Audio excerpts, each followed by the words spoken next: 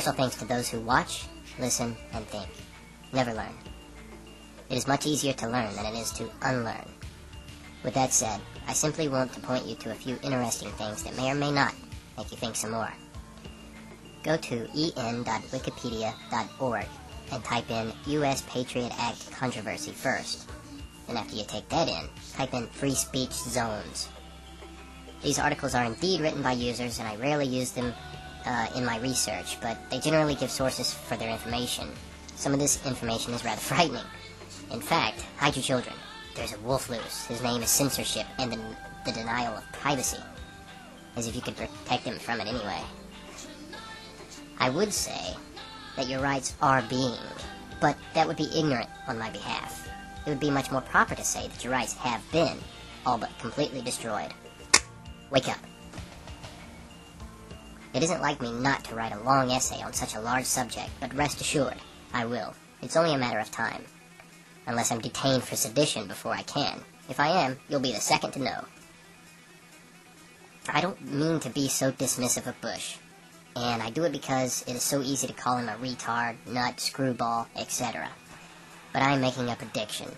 YouTube user Eggster added to it that in the time that follows such a bold move by Bush to make legislation, like this new bill through our nation's law books, there is likely to be an attack of some kind. Eggster said that whenever Bush's popularity falters, there is a surge of terrorist videos that hit the airwaves. And this is actually true. On 9/11 of this year, Zawahiri was broadcast on Middle Eastern channels, and at the same time, Bush was pushing his new bill. Playing politics is like playing chess. Be several moves ahead. I do not think he is dumb, which is why a move like this seems like either a mistake or an intentional move to capitalize on an impending threat. Just so he can say, I told you so.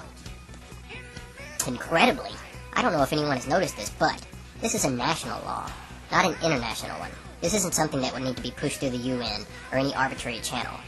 Also bear in mind that without international support, it is likely, this guaranteed, to isolate the U.S. further from the rest of the world. If you think this doesn't affect you, you are wrong.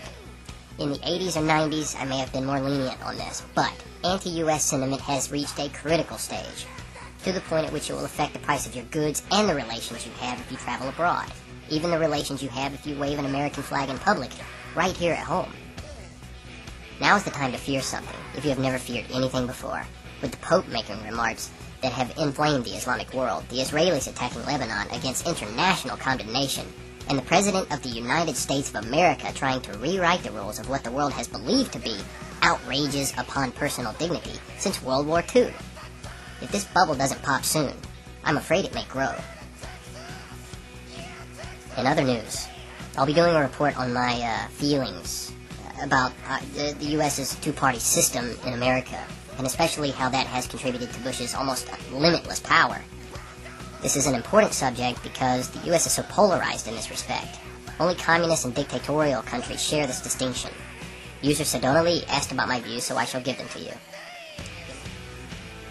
Good night, and don't forget to visit those Wikipedia articles. You've been